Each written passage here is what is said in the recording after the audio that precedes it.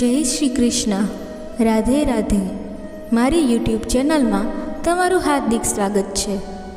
મિત્રો, આ કૃષ્ણવાણી તમારા જીવનને નવી ઊંચાઈએ લઈ જશે, તો વિડીયોને છેલ્લે સુધી ધ્યાનથી સાંભળજો, જેથી તમારું કલ્યાણ થઈ શકે.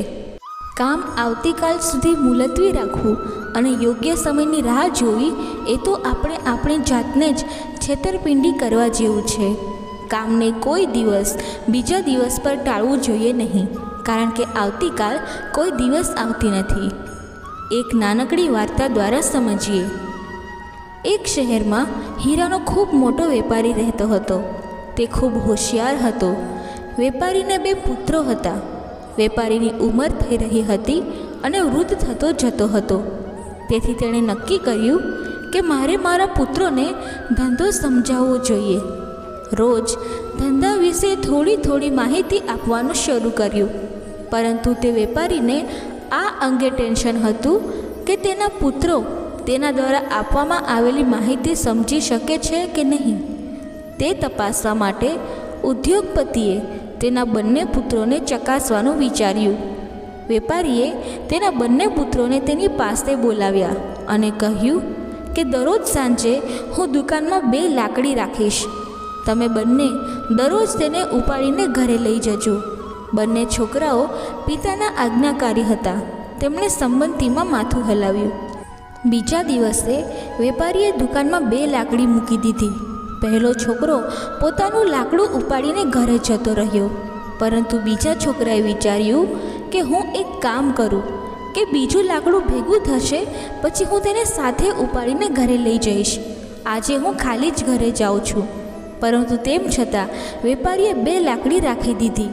પહેલો છોકરો તેના હિસ્સાનું લાકડું લઈને ઘરે ગયો અને બીજાને વિચાર આવ્યો કે હું એક કામ કરું છું, જ્યારે 20 થી 30 લાકડીઓ સાથે થશે, હું તેમને સાથે ઘરે લઈ જઈશ.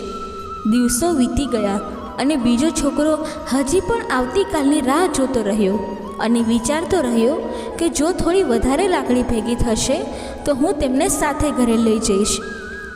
4-5 મહિના પછી વેપારીએ પોતાના 2 પુત્રોને કહ્યું, હવે લાકડું રાખ્યાને ઘણો સમય થઈ ગયો છે. કાલે સાંજે હું ઘરે તપાસ કરીશ કે તમે બધા લાકડાઓ લઈને ઘરે જાઓ છો કે નહીં. જેણે ઘરે બધા લાકડા લાવ્યા હશે, હું તેને દુકાનનો માલિક બનાવીશ. હવે બીજો છોકરો બેચેન થઈ ગયો, કારણ કે જ્યારે તે ત્યાં લાકડા લાવવા ગયો ત્યારે ત્યાં સેંકડો લાકડા પડેલા છે. તેને ચિંતા હતી કે તે આટલી બધી લાકડીઓને ઘરે કેવી રીતે લઈ જશે. થોડા સમય પછી તેણે બધા લાકડીનો ભારો બનાવ્યો અને તેને તેના માથા પર લઈ લીધો અને દુકાનમાંથી બહાર આવ્યો. તે ભાગ્યે જ થોડા ડગલા ચાલ્યો હશે ત્યાં તો લાકડાનો ભાર સહન ન કરવાને કારણે તે પડી ગયો અને ઘાયલ થઈ ગયો. વેપારી આ બધું જોઈ રહ્યો હતો અને બીજા છોકરા પાસે આવીને બોલ્યો, મૂર્ખ, તે તને આટલું સહેલું કામ આપ્યું હતું, છતાં તું કરી શક્યો નહીં. જો તું રોજ લાકડી ઉપાડીને ઘરે લઈ ગયો હોત તો આજે તું તારા નાના ભાઈની જેમ ખુશીથી મારી ઘરે રાહ જોતો હોત.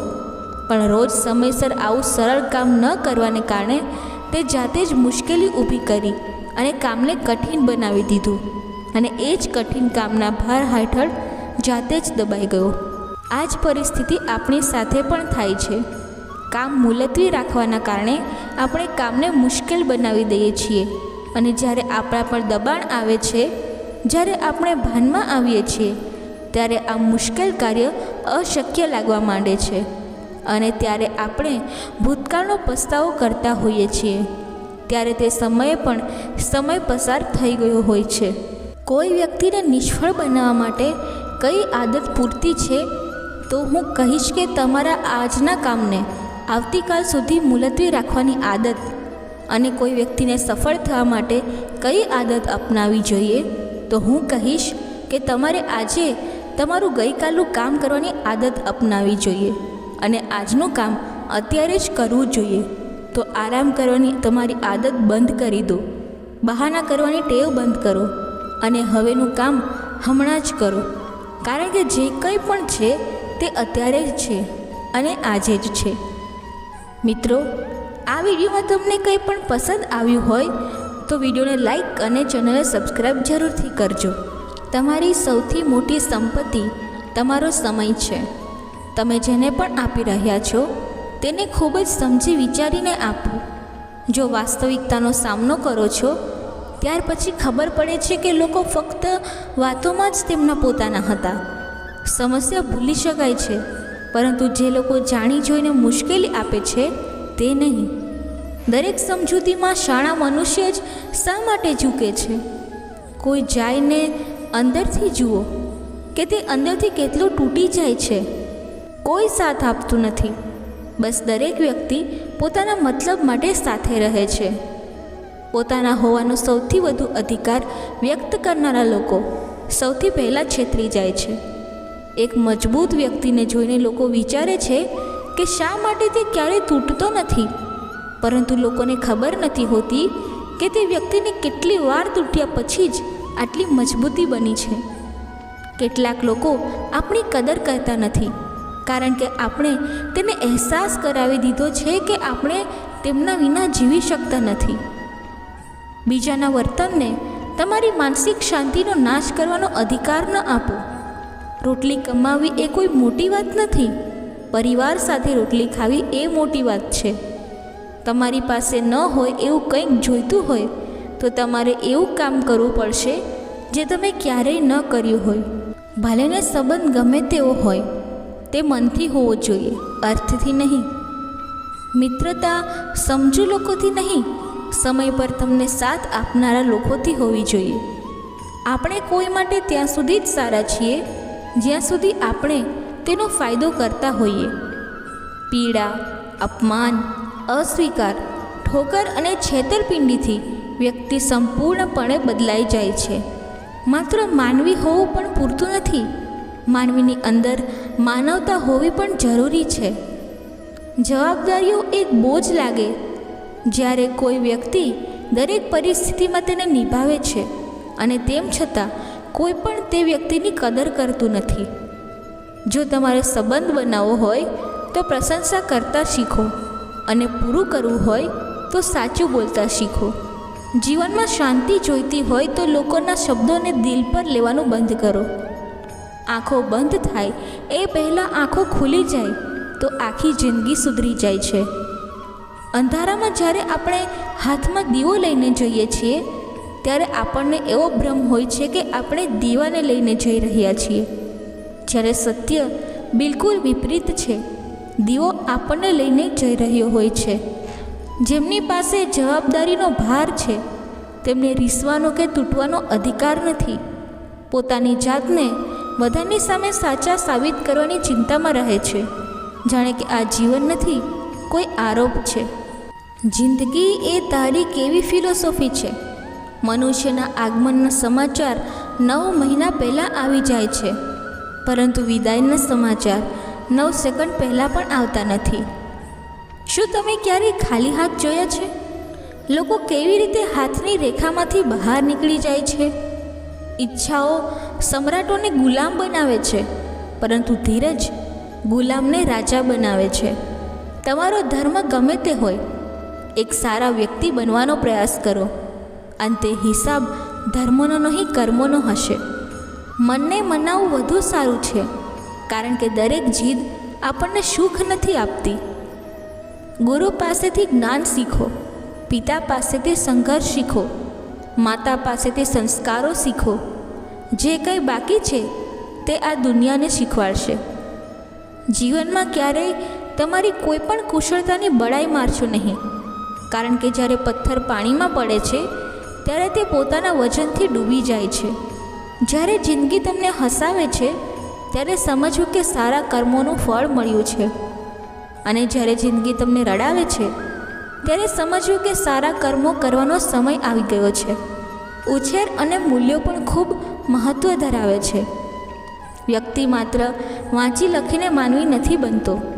અંધકારના ષડયંત્રો રોજ થાય છે, છતાં પ્રકાશ દરરોજ સવારે જીતે છે. કર્મભૂમિની દુનિયામાં દરેકે પરિશ્રમ કરવાનો હોય છે. ભગવાન માત્ર રેખા આપે છે, રંગ તો આપણે ભરવાનો છે. દરેક વ્યક્તિ સારી હોય છે, માત્ર ઓળખાણ ખરાબ સમયમાં થાય છે. તારું મારું કરતાં કરતાં એક દિવસ જતા રહેવાનું છે. જે પણ કમાયું છે અહીં જ રહી જવાનું છે. રડવાથી આંસુઓ પણ પરાયા બની જાય છે, પરંતુ હસવાથી અજાણ્યાઓ પણ પોતાના બની જાય છે. આપણો પરાજય ખોટી વિચારસરણીથી જન્મે છે. હાર એ નથી કે આપણને બીજું કોઈ ઓળખી શકતું નથી. હાર એ છે કે આપણે આપણી જાતને ઓળખી શકતા નથી. મુશ્કેલીઓ સાથે એવી રીતે સ્પર્ધા કરીએ કે તમે જીતો તો પણ ઇતિહાસ, અને જો તમે હારી જાઓ તો પણ ઇતિહાસ. બધું જ દાવ પર લાગેલું છે. તમે હવે અટકી શકતા નથી. તમે તૂટી શકો છો, પરંતુ તમે ઝૂકી શકતા નથી. આજે તમારા દિલમાં જે છે તે એક દિવસ નસીબમાં હશે. બસ પ્રયત્ન કરવાનું બંધ ન કરો. હું પ્રાર્થના કરું છું કે જે લોકો મારી ઈર્ષ્યા કરે છે તેમનું આયુષ્ય લાંબુ હોય, જેથી તેઓ મારી સફળતા જોઈ શકે. સારું વિચારો, સારું બોલો અને સારું કરો, કારણ કે બધું જ તમારી પાસે પાછું આવે છે. જ્યારે વ્યક્તિ મુસીબતમાં ફસાઈ જાય છે ત્યારે વ્યક્તિને ઘરની ખામી, વાસ્તુ દોષ, પિતૃદોષ, શનિ દોષ, કાલસર્પ દોષ દેખાવા લાગે છે. બધું જ દેખાવા લાગે છે, માત્ર પોતાનો દોષ દેખાતો નથી. જે વ્યક્તિ દિલથી વાત નથી કરતો તેને દિલની વાત ન કરો. દર વખતે મનુષ્ય ખરાબ નથી હોતા. તેનો સમય પણ ખરાબ હોઈ શકે છે. કોઈને ખોટા સમજતા પહેલાં તેના સંજોગોને જાણવાનો પ્રયાસ કરો. નવા દુઃખ કરતાં તે જૂના આનંદો પીડા આપે છે, જેને આપણે ગુમાવી દીધા છે. જો કોઈ એકલું હોય તો તેનો અર્થ એ નથી કે તેને કોઈ પસંદ નથી કરતું, પરંતુ તે એકલો છે કારણ કે તેણે દુનિયાનું પાણી માપી લીધું છે. વીઆઈપી સાથે સંબંધ રાખવાથી માત્ર સલાહ જ મળે છે. નાના લોકો સાથે સંબંધ રાખો. અડધી રાતમાં પણ તે ઉપયોગી થશે. આર્થિક પરિસ્થિતિ મજબૂત હોય કે ન હોય, સુખી થવા માટે માનસિક સ્થિતિ મજબૂત હોવી ખૂબ જ જરૂરી છે. લોકો કહે છે કે સમયની સાથે પીડા ઘટતી જાય છે, પરંતુ સત્ય એ છે કે સમય જતાં વ્યક્તિને એ પીડા સહન કરવાની આદત પડી જાય છે. લોકો તમારી સાથે રહેશે, તમારો ગેરલાભ ઉઠાવશે, અને જરૂરિયાત પૂરી થયા પછી તમને તમારામાં એક ઉણપ દેખાવા લાગશે અને તમારાથી દૂર થઈ જશે. આવી વ્યક્તિની વિદાયનો શોક ક્યારેય ન કરો. જે વ્યક્તિ તમારા સંબંધોની કદર ન કરે તેને આદર સાથે છોડી દેવો. કડવા લોકો મુશ્કેલીમાં સાથ આપે છે, જ્યારે ખાંડથી મીઠા લોકો તે સમય દૂર સુધી દેખાતા નથી. જો સંબંધમાં વિશ્વાસ હોય તો મૌન પણ સમજાશે, અને જો વિશ્વાસ ન હોય તો શબ્દો પણ ગેરસમજ ઉત્પન્ન કરશે. તમે તેમના માટે કેટલું કરો છો તે કોઈ જોઈ શકતું નથી. તેઓ માત્ર તે જ જુએ છે જે તમે નથી કરતા. ભૂલને ભૂલી જાઓ, પરંતુ તે ભૂલમાંથી શીખેલા પાઠને હંમેશા યાદ રાખો. શબ્દોનો પણ એક સ્વાદ હોય છે. બોલતા પહેલાં એક ચાખી લો. જો તમને પોતાને ગમતા ન હોય તો બીજાને પણ ન પીરસો. લોકો કહે છે કે આમાં વિશ્વાસ કરો, તેમાં વિશ્વાસ કરો. હું કહું છું કે તમારી જાતમાં વિશ્વાસ રાખો. બધી શક્તિઓ તમારી અંદર છે. સાચા સંબંધોની સુંદરતા એકબીજાની ભૂલોને સહન કરવામાં રહેલી છે. કારણ કે જો તમે ભૂલો વિનાની વ્યક્તિને શોધશો તો તમે એકલા રહી જશો. જ્યાં આપણે આપણા પ્રિયજનોની સામે આપણું સત્ય સાબિત કરવા પડે ત્યાં આપણે ખરાબ જ સારા છીએ. બધા દુઃખ દૂર થયા પછી મન ખુશ રહેશે. આ તમારો ભ્રમ છે. મનને ખુશ રાખો, બધા દુઃખ દૂર થઈ જશે. આ વાસ્તવિકતા છે. જીવન તે રમત છે જેમાં જે અટક્યું તે નિષ્ફળ છે. સારા કાર્યો મૌનમાં પણ કરવામાં આવે છે. મેં ઝાડને છાંયડો આપતા જોયા છે. જિંદગીએ દરેકને કંઈક કિંમત આપી છે. કોઈ સપના માટે પ્રિયજનોથી દૂર રહ્યું છે. પ્રિયજનો માટે કોઈને સપનાથી વધુ ઈચ્છાઓ નથી. સમાધાન કરતાં શીખો, કારણ કે સંબંધને કાયમ માટે તોડવા કરતાં થોડું ઝૂકવું એ સારું છે. શક્તિ હોવી ઠીક છે, પરંતુ તાકાત બતાવવી એ ખોટું છે. બુદ્ધિશાળી હોવું યોગ્ય છે, પણ દરેક વખતે બુદ્ધિશાળી દેખાવું ખોટું છે. જો તમારા નમવાથી સંબંધ બચે છે તો ત્યાં નમવામાં કોઈ નુકસાન નથી, પરંતુ જો તમારા નમવાથી કોઈનું અભિમાન વધી જાય છે તો ત્યાં નમવું ખૂબ જ ખરાબ રહેશે. માત્ર ખોટું કરનારા લોકો સાથે જ નહીં, પરંતુ જે લોકો ખોટાનો સાથ આપે છે તેની સાથે પણ ખોટું થાય છે. બીજાના ખેતરોમાં આગ લગાવે છે. એમના જીવનમાં હરિયાળીની અપેક્ષા રાખવી કોઈ મજાકથી ઓછું નહીં. શ્રેષ્ઠ કરતાં વધુ સારા બનો, પરંતુ માત્ર તમારા માટે, બીજાને બતાવવા ખાતર નહીં. સત્ય બોલવાની પીડા કદાચ એક ક્ષણ માટે હોય છે, પરંતુ વાસ્તવિકતામાં ફક્ત સાચું બોલવાથી જ એક મોટો બોજ દૂર થાય છે. જૂઠું બોલવાથી કદાચ એ સમય માટે તમે બચી જશો, પરંતુ ત્યારથી સત્ય બહાર ન આવે ત્યાં સુધી તમે એના ભાર હેઠળ મરી જશો. તેમની પાસેથી અપેક્ષા શા માટે રાખો છો, જેમણે આજ સુધી માત્ર નિરાશ કર્યા છે? નજર બધા પર રાખવી જોઈએ, પરંતુ વિશ્વાસ માત્ર પોતાના પર જ હોવો જોઈએ. બધા કહે છે કે લોકો મતલબી હોય છે, પણ કોઈ એમ નથી કહેતું કે હું પણ મતલબી છું. એક વખત એક વ્યક્તિએ ઈશ્વરને પૂછ્યું કે તમારા પ્રેમ અને અમારા પ્રેમ વચ્ચે શું તફાવત છે? ત્યારે ભગવાને સ્મિત કરીને કહ્યું કે શું તમે આકાશમાં ઉડી રહેલા આ પક્ષીને જોઈ રહ્યા છો? આ મારો પ્રેમ છે, અને પાંજરામાં કેદ પક્ષી તમારો પ્રેમ છે. મોટા ભાગના લોકો કહે છે કે મિત્રતા અને સંબંધોમાં સોરી અને થેન્ક્સ નથી હોતા, પરંતુ હું માનું છું કે સંબંધોમાં સોરી અને થેન્ક્સ દ્વારા સંબંધ બચાવી શકાય છે. તમારી જાતને એવી બનાવો કે લોકો તમારા આવવાની રાહ જુએ, નહીં કે જવા માટે. જે સાચું બોલે છે અને સાચા રસ્તે ચાલે છે તે હંમેશા આ દુનિયાને કડવા લાગે છે. જ્યારે કર્મો સારા હોય છે ત્યારે નારાજ પણ અનેક હોય છે. કોઈની સામે આજીજી કરવાથી ન તો પ્રેમ મળે છે, ન તો માન સન્માન મળે છે. એટલે જ તમારા સ્વાભિમાનને જીવંત રાખો. જે તમારાથી કંટાળી ગયો છે તેને છોડી દો, કારણ કે બોજ બનવા કરતાં સ્મૃતિ બની જવું સારું છે. હંમેશા મજબૂત બનો, પણ અહંકારમાં નહીં. હંમેશા દયાળુ બનો, પણ નબળા નહીં. હંમેશા નમ્ર બનો, પરંતુ ડરપોક નહીં. હંમેશા અભિમાન રાખો, પરંતુ અભિમાની ન બનો. ટાઈમપાસ માટે ખુલ્લી ચોપડી ન બનો, કેમ કે આ ટાઈમપાસનો જમાનો છે. વાંચીને ફેંકી દેવામાં આવશે.